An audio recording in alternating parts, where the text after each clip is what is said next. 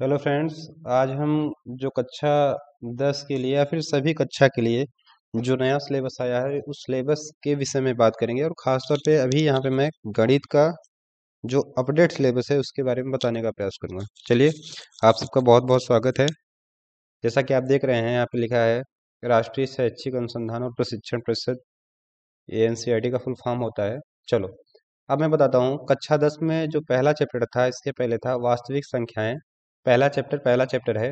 तो इसमें जो हटा है पार्ट वह है बच्चों एक्सरसाइज 1.1 हट गया है और एक्सरसाइज 1.4 हट गया है। ये आपके सिलेबस से रिमूव कर दिया गया है, याद रखना है।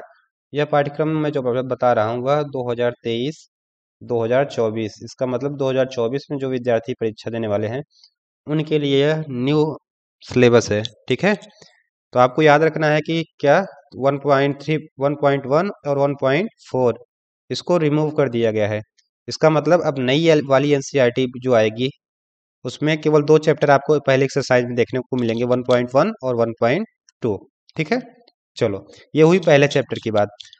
आप या तो आप नई बुक ले लो या तो मैं जो बता रहा हूँ उसको अपनी कॉपी या फिर किताब में लिखते चलो। ठीक है, चलो, एक्सरसाइज चैप्टर 2 में बच्चों जो एक्सरसाइज 2.3 और एक्सरसाइज 2.4 इन दोनों को रिमूव कर दिया गया है। किसको किसको रिमूव कर दिया गया है? एक्सरसाइज 2.3 और एक्सरसाइज 2.4। आप लोग नोट करते चलो, ठीक है ना। इन दो चैप्टर को अब आपको नई एनसीईआरटी जो आएगी उसमें देखने को नहीं मिलेगा। आगे चलते हैं चैप्टर 3 पे। चैप्टर 3 पे में बच्चों चैप्टर 3 काफ़ी बड़ा चैप्टर था, वहाँ पे आपको ध्यान देना है कि एक्सरसाइज 3.1 को पूर्णतः हटा दिया गया है, 3.5 को हटा दिया गया है, 3.6 को हटा दिया गया है, 3.7 को हटा दिया गया है। इसका मतलब इसमें 7 प्रश्नावलियां थी जिसमें से 4 को हटा दिया गया है। अब नई में जो आएगा वह 3.1 रहेगा, 3.2 रहेगा और 3.3 रहेगा। देखो, आपका सिलेबस बहुत ही ज़्यादा कम कर दिया गया है, अब आपको ज़्यादा पढ़ना नहीं है। इसके पहले वाले विद्यार्थी आपकी अपेक्षा लगभग 2 गुना सिलेबस पढ़े हैं, ठीक है ना। तो मैं चाहता हूँ कि आप लोग अपडेट रहो जिससे आपको 2023 और 2024 की परीक्षा के लिए काफ़ी ज़्यादा लाभ मिल सके। ठीक है ना, आप सिलेबस के अकॉर्डिंग ही प्रश्न आएगा तो आपको अपने सिलेबस के हिसाब से ही पढ़ना है, ऐसा नहीं कि आप कुछ भी पढ़े जा रहे हो। ठीक है, चलो आगे चैप्टर 4 में देखते हैं। तो चैप्टर 4 बच्चों जो द्विघात समीकरण है इसमें आपकी प्रश्नावली 4.3 को हटा दिया गया है।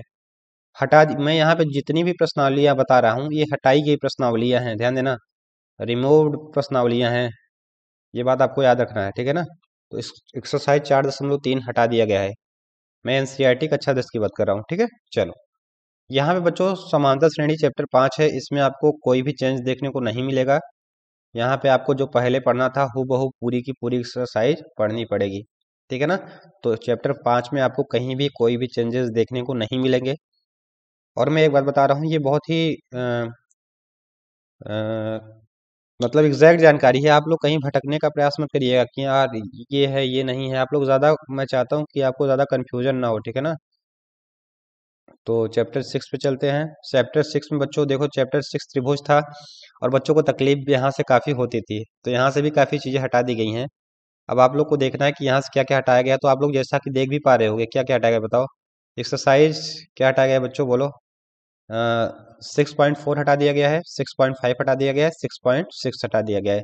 इन सबको हटा दिया गया है। आप लोग कहीं अपने किताब में या फिर कहीं नोट में आप लोग को लिखते चलना है, ठीक है ना, जिससे आप लोग अभी 10 मिनट बाद, 5 मिनट बाद, जितनी मिनट की वीडियो होगी उसके बाद आपको ये पास कम से कम इतनी जानकारी रहे कि आपको क्या पढ़ना है और क्या नहीं पढ़ना है। कुछ भी पढ़े जा रहे हो एग्जाम में आएगा ही नहीं, फिर उसका कोई मतलब नहीं है। ठीक है ना, अभी आप लोग एग्जाम ओरिएंटेड पढ़ाई करो, फिर बाद में जो होगा देखा जाएगा। अब चैप्टर 7 की बात करें तो यहाँ पे निर्देशांक ज्यामिति में बच्चों आपको दो चैप्टर हटाया गया है, एक एक्सरसाइज 7.3 हटाया गया है और 7.4 हटा दिया गया है। इन दोनों को हटा दिया गया है। ठीक है ना, अब आगे चलते हैं चैप्टर 8 पे, देखते हैं चैप्टर 8। चैप्टर आप त्रिकोणमिति में बच्चों आपको ये ध्यान देना है कि एक्सरसाइज 8.3 पूर्णतः हटा दिया गया है, याद रखना। एक्सरसाइज 8.3 अब आपको पढ़ना नहीं है, ठीक है ना, ये हटा दिया गया है। और साथ ही साथ एक्सरसाइज 8.4 में केवल एक क्वेश्चन हटाया गया है, यहाँ पे ध्यान देना, केवल एक क्वेश्चन। एक्सरसाइज 8.4 का क्वेश्चन नंबर 3 आपको हटा दिया गया है ना। बाकी शेष जितने भी सवाल थे उसमें सब आपको लगाने हैं। तो त्रिकोणमिति में आपको 8.3 नहीं पढ़ना है बच्चों, और आपको नहीं पढ़ना है एक्सरसाइज 8.4 का क्वेश्चन नंबर 3। बाकी सारा आप लोग को पढ़ना है। चलो, अब जो आपका था त्रिकोणमिति के अनुप्रयोग, ऊंचाई और दूरी, हाइट एंड डिस्टेंस, इसमें आपको केवल एक क्वेश्चन, एक ही प्रश्नावली है एक्सरसाइज 9.1। इसमें आपको केवल एक क्वेश्चन नहीं पढ़ना है बच्चों। वो क्वेश्चन क्या है? 16वां क्वेश्चन है। ठीक है, तो ये आपको अब नहीं पढ़ना है, मतलब इस क्वेश्चन को अब नए एनसीईआरटी में हटा दिया गया है। चलो आगे चलते हैं। हाँ बच्चों, कक्षा 10 सॉरी चैप्टर 10 जो वृत्त है ना, इसमें आपको कहीं भी कोई भी चेंजेस देखने को नहीं मिलेंगे। कोई भी चेंज नहीं है, तो आपको वृत्त को कंप्लीट पढ़ना है। चलो आगे चलते हैं। हाँ बच्चों, यहाँ पे अगला चैप्टर है वृत्तों से संबंधित क्षेत्रफल। अब आप कहोगे कि सर मेरे बुक में तो अगला चैप्टर रचनाएं हैं। आप बोलोगे क्या वो है? मेरे बुक में अगला चैप्टर रचनाएं हैं। तो रचनाएं को बच्चों कंप्लीटली हटा दिया गया है। रचनाओं को अब आपको नहीं पढ़ना है कक्षा 10 में। तो जो चैप्टर नंबर 11 रचनाएं थी, और उसी के स्थान पे अब क्या हो गया, जो चैप्टर नंबर आपके बुक में 12 है वही 11 हो गया। इसलिए मैंने यहाँ पे 12.1 लिखा है ना। मैं इसका मतलब मैं आपकी बुक के हिसाब से 12.1 लिखा हूँ। बाकी नए बुक में जो मिलेगा वह 11.1 मिलेगा। मैं क्या कह रहा हूँ, समझ पा रहे हो? आपके बुक में जो 12.1 है इसको हटा दिया गया है, और 12.3 है इसको भी हटा दिया गया है। इन दोनों चैप्टर्स को हटा दिया गया है। ठीक है, और रचना को पूरी तरीके से हटा दिया गया है, मतलब चैप्टर का चैप्टर ही हटा दिया गया है। तो आपको अब नहीं पढ़ना है। अब इसी प्रकार बच्चों, जो चैप्टर अब आपका 13 था, वह अब नए सिलेबस में चैप्टर 12 हो जाएगा। और चैप्टर 12 में आपको 12.13 मतलब 13.3 नहीं पढ़ना है, 13.4 नहीं पढ़ना है, और 13.5 नहीं पढ़ना है ना। ये 13.3, 13.4, 13.5, ये सभी जो प्रश्नावली बता रहा हूँ, मैं आपके बुक के हिसाब से बता रहा हूँ। इसका मतलब आपके बुक में अगर है तो आपको इसको नहीं पढ़ना है। ठीक है, पृष्ठीय क्षेत्रफल और आयतन का 13.3 नहीं पढ़ना है, 4 नहीं पढ़ना है, और 5 नहीं पढ़ना है।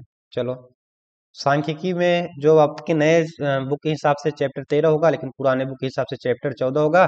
तो उसमें जो 14.4 है उसको आपको नहीं पढ़ना है। इसको आपको क्या करना है बच्चों? नहीं पढ़ना है। इसका मतलब यह आपके सिलेबस से हटा दिया गया है। ठीक है, चलो अगला चैप्टर। अब जो चैप्टर 15 होगा आपकी पुरानी बुक के हिसाब से, नई बुक के हिसाब से होगा 14। इसका जो 15.2 होगा आपकी बुक में, उसको भी अब आपको नहीं पढ़ना है। ठीक है ना।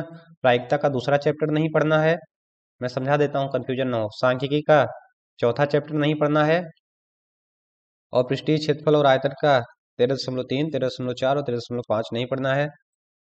वृत्तों से संबंधित क्षेत्रफल का 12.1 नहीं पढ़ना है, और 12.2 नहीं पढ़ना है। इसके पहले वाले तो क्रम सेम है, क्योंकि उसके पहले कोई चैप्टर हटा नहीं है, तो इसलिए मैंने सब कुछ बता दिया। ये रहा बच्चों कक्षा 10 का सिलेबस, आपका 10th का।